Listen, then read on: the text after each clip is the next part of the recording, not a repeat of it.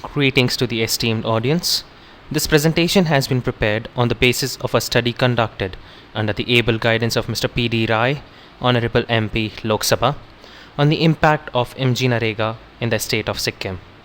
This study was conducted as a part of an academic project called Development of Corporate Citizenship (DOCC) by the MBA students of Jain Institute of Management and Research, Mumbai.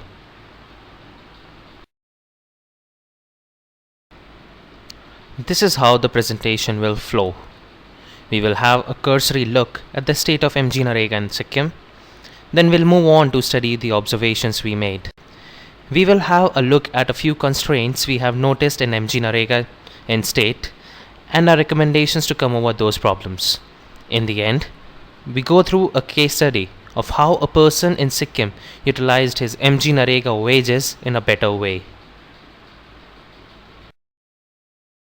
MGNREGA was introduced in North District in Phase 1 of the implementation of the scheme nationwide. It was implemented in East and South Districts in Phase 2 and in West District in Phase 3. As on 28 February 2011, about 73,000 job cards had been issued and around 59,000 families availed of the employment opportunities. Almost 25% of them completed 100 days of work in 2010-11. The state received 3 national awards for excellent implementation of the scheme. One of the key observations in our field visits was that the earnings through MGNREGA are higher than the earnings through their primary occupation for most of the villagers. This is one of the most positive outcomes of the scheme. Moving on to our observations, with respect to the implementation of the scheme, we observe that invariably all the officials involved in the machinery perceive MGNREGA mainly as an employment and wage distribution scheme, and asset creation is a secondary issue and not of much concern. This is in line with what the Act suggests. Still, the asset creation part should not be overlooked. Villagers didn't report any prolonged delay in issuance of job cards or allotment of work, but delay in wage payments up to 6 months were reported by them. This has been an issue ever since the scheme was implemented, and it needs to be seriously looked at. Villagers are not aware of all the works which have been sanctioned for the year.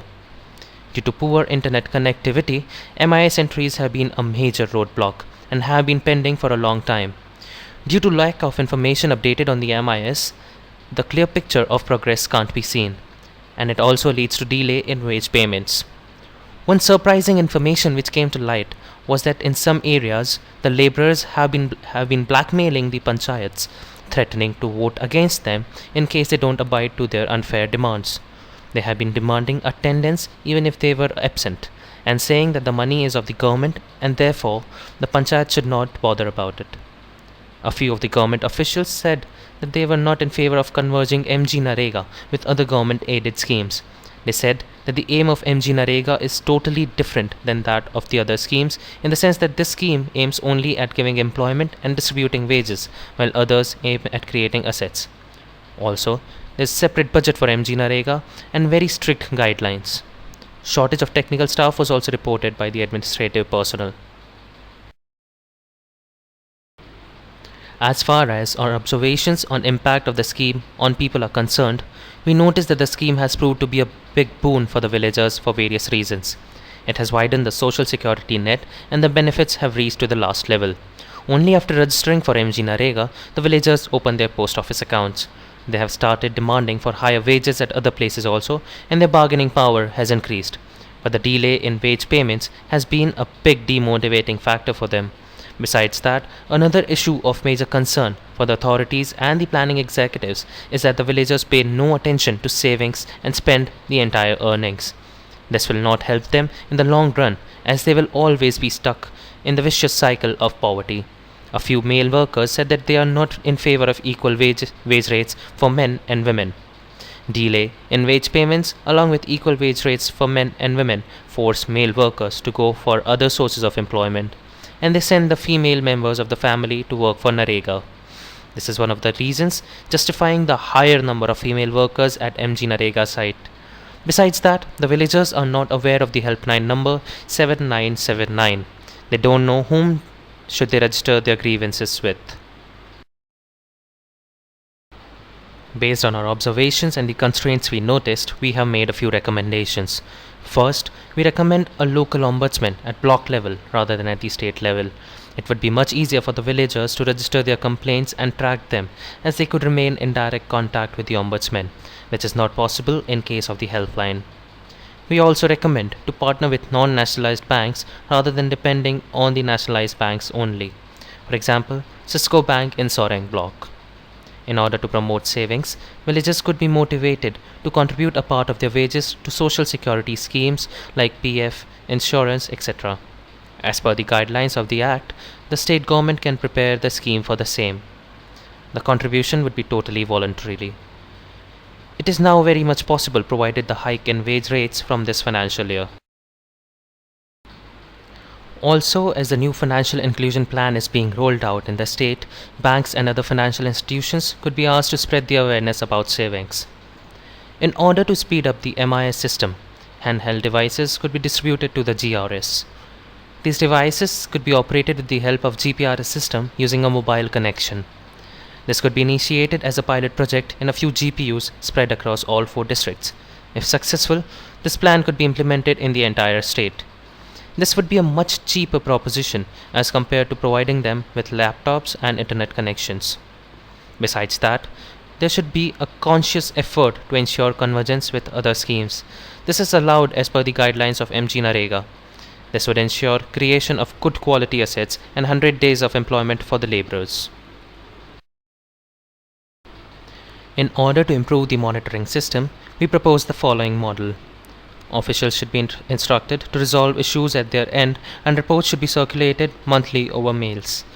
Micro-level data regarding employment and assets should be maintained at district and state level. RMDD could prepare a monthly qualitative report, as the quantitative data provided on the web portal may not give correct indications, and national portal is too complex to obtain any relevant data from it. Reports should be made available on the MGNREGA state portal also.